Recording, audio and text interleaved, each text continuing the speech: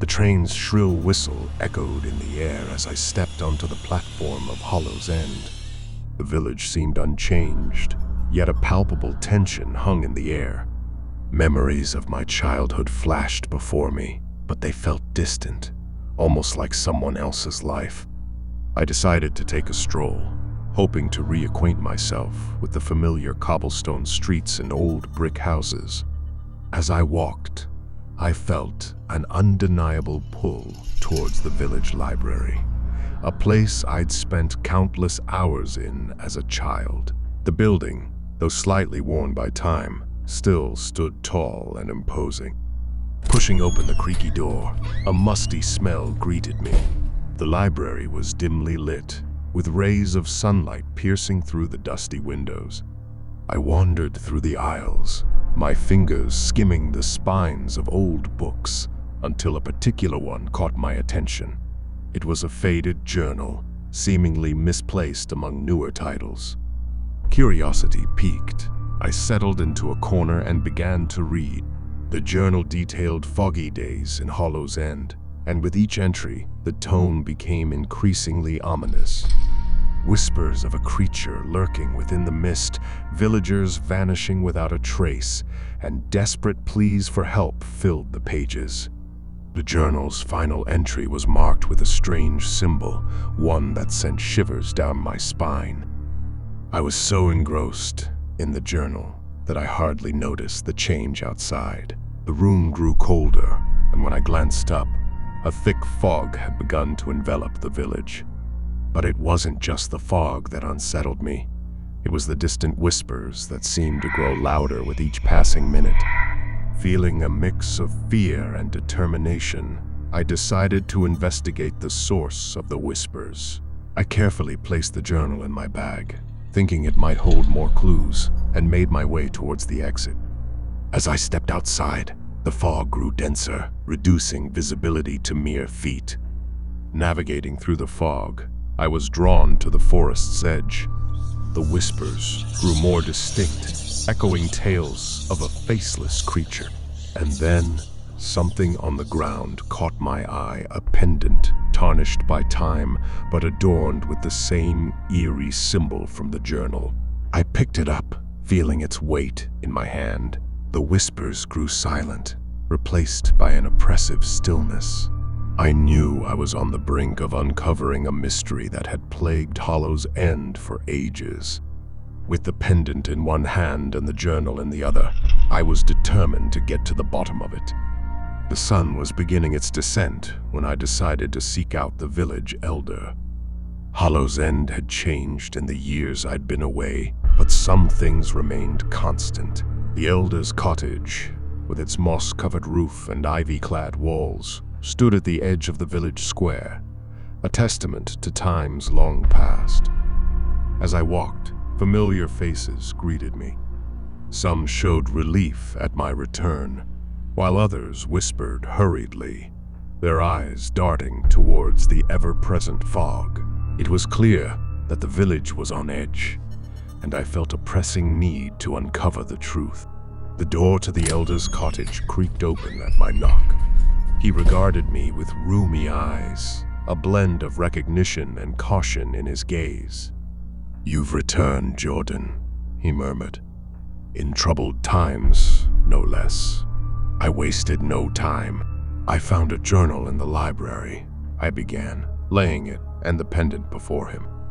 "It speaks of the fog beast. I need to know more." He hesitated, then sighed. "Legends speak of a creature that emerges from the mist. It's been many years since it last appeared, but the recent disappearances..." He trailed off, his gaze distant. "We use rituals to protect ourselves in the past." The air grew colder as evening set in.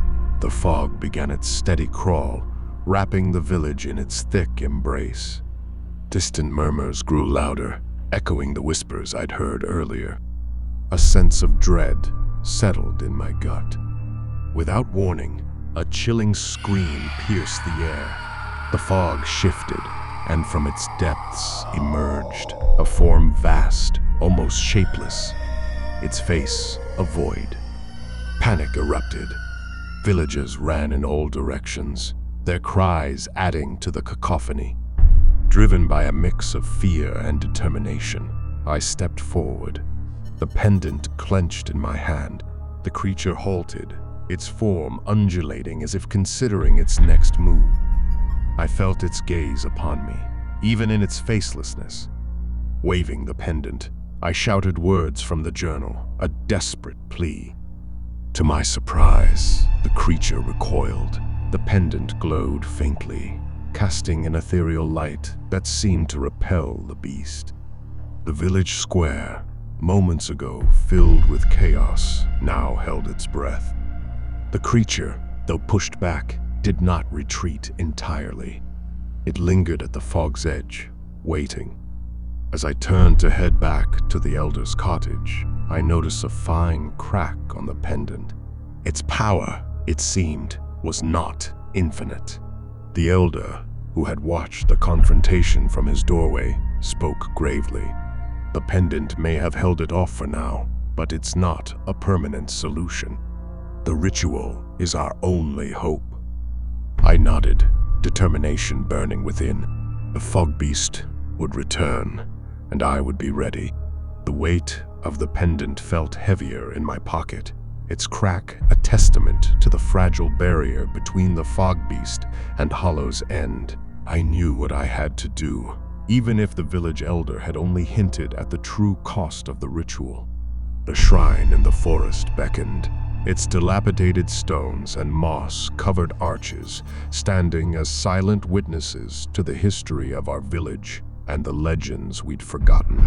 As I ventured deeper into the woods, the fog thickened, wrapping around trees and muffling sounds. The distant murmur of the villagers reached my ears, their anxious whispers a testament to the rising dread. They had gathered, watching from the forest's edge, their torches casting dim lights through the mist. I could feel their eyes on me, their hopes and fears intermingling. Reaching the shrine's center, I placed the pendant on the altar, its inscriptions glowing faintly. Reciting the ancient verses, I felt a surge of energy, the air crackling with anticipation. And then, a guttural roar echoed through the forest, chilling my bones. The fog beast was approaching, its faceless form looming, large hunger evident in its every move. Time seemed to slow. Every word of the ritual became a lifeline, each syllable a desperate plea. As the creature drew closer, the pendant's glow intensified, fighting against the encroaching darkness. But the crack on its surface widened, and I knew its power was waning. With the final verse on my lips, a realization hit me. The personal sacrifice the elder had mentioned wasn't an object or a possession. It was something far more profound. It was me.